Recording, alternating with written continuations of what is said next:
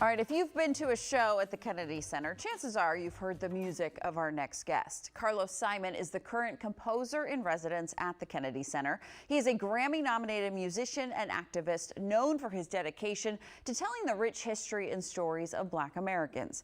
Carlos recently stopped by the Great Day studio. Here's our chat.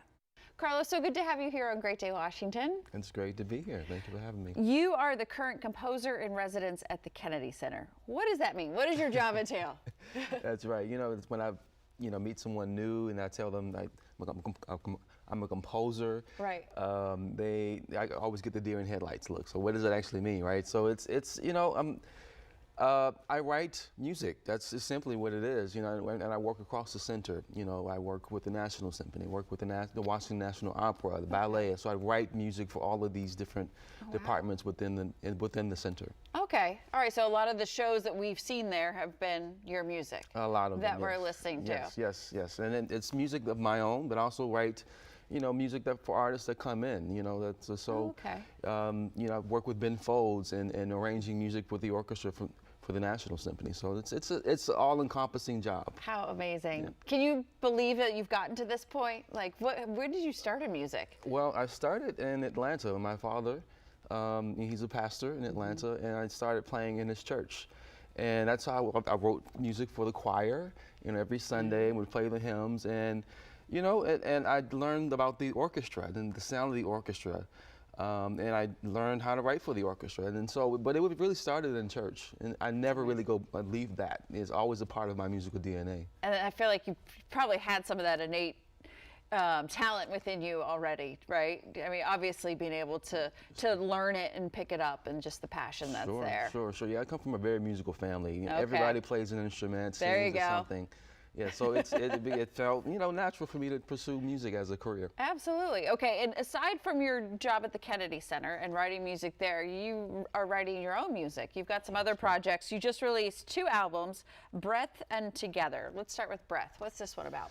Breath is in the memory of the ancestor George Floyd. The Minnesota Orchestra commissioned me and my collaborator Mark Pamuthi Joseph to write a piece that commemorates George Floyd's memory.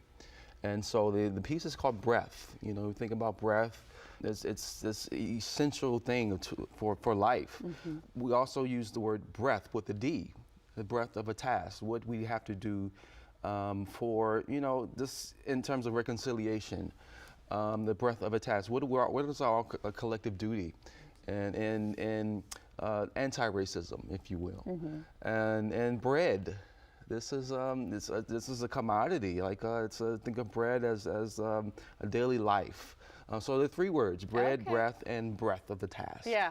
And then what about Together? I was listening to that this morning. So beautiful. Well, thank you. Well, Together is an album that I wanted to write because, composing is a very solitary profession. I'm usually alone a lot. Okay. But Together, I wanted to bring in my closest friends and come in the studio and really just have a good time and write and create music. And so Together is an album which really celebrates being in the same room together. And, during the pandemic, we were all sort of sequestered. Yeah. And it was important for me to use music as a tool of coming together. And music has that power. I mean, you can listen to it alone and it may give you all the feels, but then it has the power to bring people together, right? Happy, sad, joyful, wishful, Sure. much. Yeah, and one of the goals is I hope that people feel the joy that went into making the album. Yeah. So it was so much fun to put together. When you look back on your journey and where you are now, is there advice you have or something you say to young, budding musicians, composers, songwriters? I'd say, it sounds so very cliche, but always be true to yourself. I always go back to my upbringing in the Pentecostal church in Atlanta, Georgia. And that's such a huge part of my musical DNA, and I cannot let that go.